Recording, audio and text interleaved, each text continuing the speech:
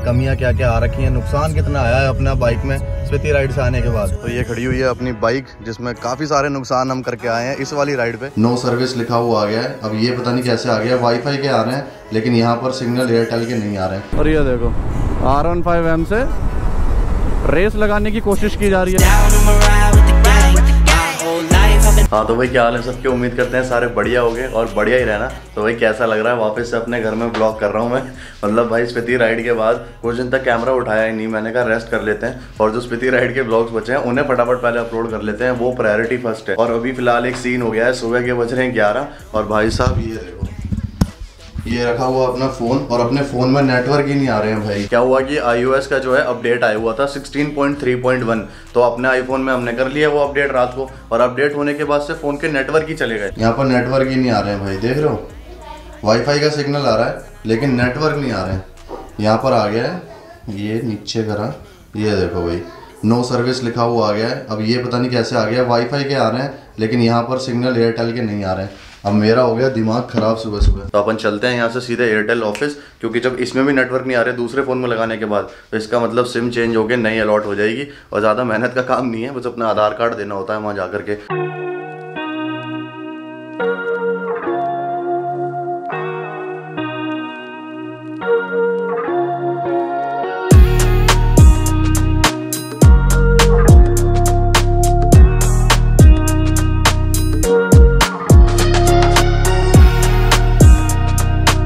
आ गया भाई एयरटेल का ऑफिस, और अभी तो इनका शटर ही हाफ गिरा हुआ है पर थोड़ी देर में ओपन हो ही जाएगा, सुबह हो गई है।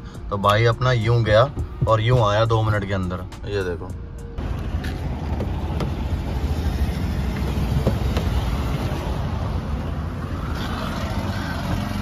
चलो भाई अपना काम हो गया, ये सिम मिल गई हमको एयरटेल की बढ़िया 5G। मैं सिम निकाल रहा था, मुझसे पूरा कवर ही फट गया, ये देखो। तो ये हमको सिम मिल चुकी है बढ़िया 5G रेडी। और इन्होंने ये बोल दिया है कि भाई अभी इसको जो है एक्टिवेट होने में लगेंगे 4 घंटे, और अभी बज रहे हैं दोपहर के 1, तो वही शाम तक हो जाएगी और तभी हमको भी बाहर निकलना है। तो अभी निकलते हैं यहाँ से घर। भाई ये नेटवर्क वेटवर्क की दिक्कत ना बड़ी बेकार है, मतलब अपडेट आया नहीं iOS का और नेटवर्क ही उड़ गए। और ऐसा एक आध वीडियो भी मैंने यूट्यूब पे देखी है कि कुछ बंदों के साथ ऐसा हुआ है, तो समझ रहे हो कितनी बेकार चीज़ है ये।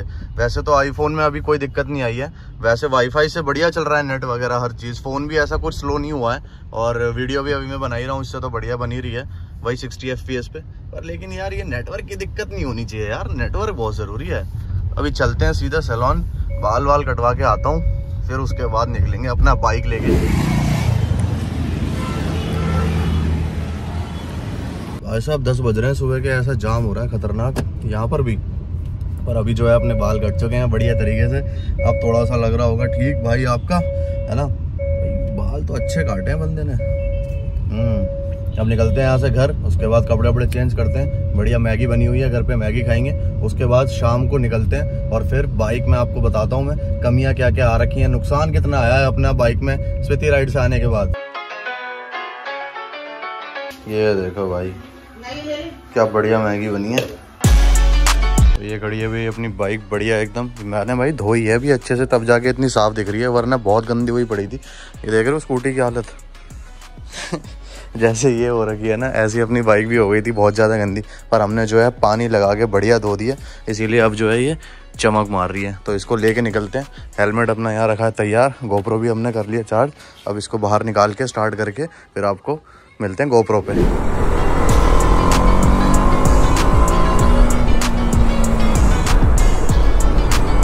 लो भाई फाइनली अपन आ चुके हैं बढ़िया हाईवे पे, और भाई इस हाईवे पे तो बाइक चलाने में मेरे को बहुत मज़ा आता है सच में। अपने उधर की जो रोड है ना, वहाँ पर चल रहा है अभी काम, जो कॉलोनी के अंदर की है और थोड़ा सेक्टर वगैरह की जो रोड है, तो इसीलिए वहाँ ना ऐसे कैमरा ऑन करने का मन ही नहीं करता। एक तो जब तक कोई सीन नहीं हो जाता ना, तब तक कैमरा ऑन करने का फ़ायदा भी नहीं है। कोई गाड़ी वाड़ी भिड़ जाए, लड़ाई वड़ाई हो जाए, तब तो फ़ायदा भी है। अब वहाँ गड्ढों में गाड़ियाँ निकालते रहो तो मज़ा नहीं आता कैमरा ऑन करने का, इसीलिए अपन हाईवे पे आके ही अपना कैमरा ऑन करते हैं। तो अभी फ़िलहाल मेरे को जाना है दिल्ली कुछ काम से, आज सिर्फ कमियों के ऊपर बात करेंगे, ठीक है। फिर राइड करते हुए थोड़ा आगे चलते हैं, फिर बढ़िया सी जगह देख के रुक के आपको दिखाऊंगा कि और क्या क्या नुकसान हुआ है। बट उससे पहले आप थोड़ा इंजॉय कर लो ये जो हमने ले रखा है इतना मौत का सामान।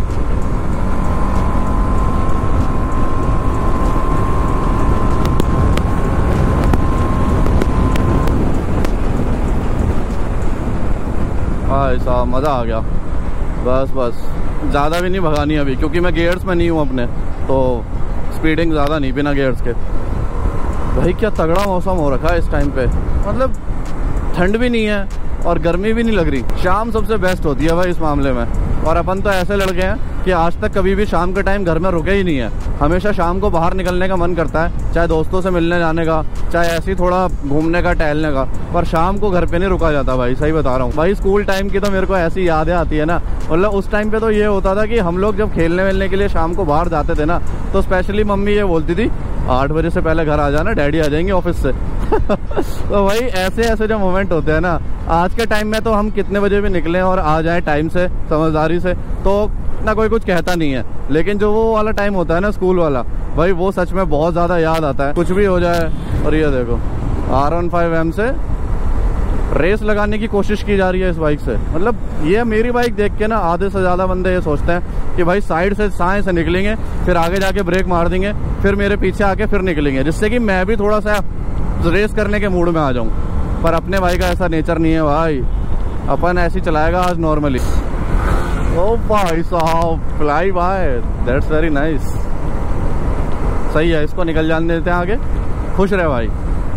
और बताओ भाई कमेंट में बता दिया करो तुम्हारे हालचाल कैसे हैं, सही है ना। तो अभी भाई हमको जो है बढ़िया लोकेशन मिल गई है, यहाँ पीछे हमने अपनी बाइक लगा दी है। और वैसे भी धूप थोड़ी सी ज़्यादा गर्मी हो गई है, इसीलिए मैं कहा छाया वाली लोकेशन थोड़ा देखता हूँ और उसके बाद आपको बताता हूँ। बहुत कमी ऐसी आपको देखने को मिलेंगी कि राइड बंदा तो करके आ गया, लेकिन उसके बाद उसमें नुकसान क्या क्या हुआ वो चीज़ बताए, क्योंकि ज़्यादातर सर्विस कराने ले जाते हैं डायरेक्ट। तो मैं सोच रहा हूँ उसकी सर्विस तो बाद में कराऊँ, पर आपको भी एक बार आगाह कर दूँ कि भाई ऐसी नुकसान हो सकते हैं। वैसे तो नुकसान ना हो राइड पे तो ही अच्छा है, मतलब हम तो यही चाहते हैं, क्योंकि फिर खर्चा भी तो आता है ना सही कराने में। लेकिन अब मेरी राइड पे ये नुकसान हुए हैं, तो मैं आपको एक बार ही दिखाता हूँ एक एक करके कि क्या क्या नुकसान हमारे हुए हैं भाई। तो ये खड़ी हुई है अपनी बाइक, जिसमें काफ़ी सारे नुकसान हम करके आए हैं इस वाली राइड पे।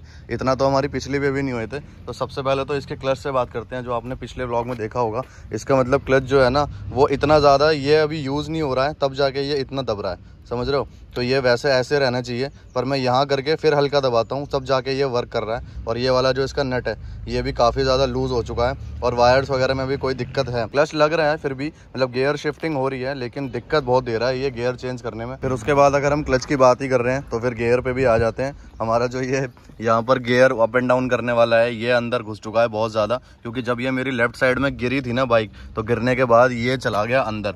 इस पर बहुत ज़्यादा इम्पैक्ट पड़ा है, क्योंकि ये होते हैं फ्लेक्सिबल, ये मुड़ जाते हैं तो ये ऐसे ऊपर हो जाता है, ठीक है। फुटरेस्ट जो होता है ये बच जाता है, लेकिन इस पे सारा इम्पैक्ट आ जाता है, इस वजह से ये अंदर घुस चुका है। ये जो कनेक्ट होकर के नीचे से जा रहा है, ये गियरिंग सिस्टम ये इसका पूरा, तो ये गियर बहुत ज़्यादा अटक रहे हैं। ये देखो काफ़ी ज़्यादा लूज़ हो चुके हैं और अंदर घुस गया है, और ये इससे टच भी हो गया है थोड़ा बहुत, तो ये भी मेरे को फिक्स कराना पड़ेगा, सही है। फिर उसके बाद आते हैं हम अपने लीवर गार्ड पे। भाई इधर वाला जो है हमने दोबारा लगवाया था, उसके बावजूद भी ये टूट गया। देखा, मेरी राइड पे जब बाइक गिरी थी तो उसके बाद मैंने ये निकाल के अपने पीछे टेल बैग पे रख दिया, तो ये मेरा टूट गया। और भाई इसका बहुत ज़्यादा दुख है, क्योंकि ये भले ही सेफ्टी के लिए तो ये रहता ही है, पर मेरे को इसका लुक भी बहुत प्यारा लगता था, और इसी वजह से यहाँ पर भी हल्के से स्क्रैच आ गए हैं, देख रहे हो भाई। खतरनाक वाली चीज़ हुई है ये वाली।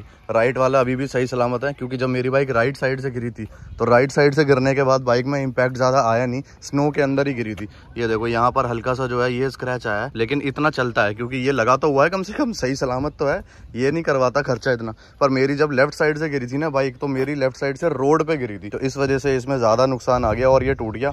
ये स्नो पे गिरी थी इसलिए इसमें इतना नहीं आया नुकसान। फिर उसके बाद हम आते हैं इसके पेंट पे, क्योंकि हम जो है ये वाली बाइक लेकर के जा रहे हैं अभी राइड पे, स्पोर्ट्स बाइक है ये, तो इसमें पैनियर्स वगैरह तो लगाने का अभी कोई जुगाड़ मैंने कर नहीं रखा। वैसे तो मैंने अपाचे RR 310 का एक पैनियर्स का पूरा सेटअप देखा था, मतलब साइड में लग जाते हैं और अटैच हो जाते हैं नीचे से, लेकिन मैंने वो अभी मंगाया नहीं है, क्योंकि मेरे को वो थोड़ा सा अजीब लगता है। स्पोर्ट्स बाइक की लुक ना बिना पैनियर्स के ही अच्छी लगती है, सही बताऊँ तो ऑनेस्टली। लेकिन अगर आप उसको लगा लोगे तो आपका फ़ायदा बहुत ज़्यादा हो जाएगा। और ऐसा मैं क्यों बोल रहा हूँ, क्योंकि ये देखो मैं पीछे जो है टेल बैग लगा करके राइड करता हूँ, और इसी सीट के ऊपर सारा टेल बैग का वजन होता है, ठीक है। तो टेल बैग की साइड से जो मेरी बंजी जाती है ना, वो मेरी फिक्स होती है, एक इसमें और एक इसमें, ठीक है। इसमें से बंजी होकर के मेरी निकलती है, तो वो मेरी जाती है साइड से, यहाँ से बंजी होकर के निकलती है। तो ये वाला जो आप पेंट देख रहे हो, ये पूरा उखड़ चुका है, ये देखो यहाँ पर रेड पेंट था पूरा लाइनिंग में, लेकिन ये बंजी कॉर्ड की वजह से पूरा स्क्रैच हो गया है यहाँ पे खतरनाक वाला, और पेंट उखड़ चुका है। ऐसी दूसरी साइड भी है, क्योंकि इस साइड भी मैं बंजी अपनी एक यहाँ बांधता हूँ और एक इसमें यहाँ बनती है, तो बंजी जाती है ऐसे साइड से ऊपर, सही है। तो यहाँ से जो है ये वाला पेंट भी पूरा इसने उखाड़ दिया है और स्क्रैच हो गया है बहुत खतरनाक, और इसका कोई इलाज नहीं है सही बताऊँ तो।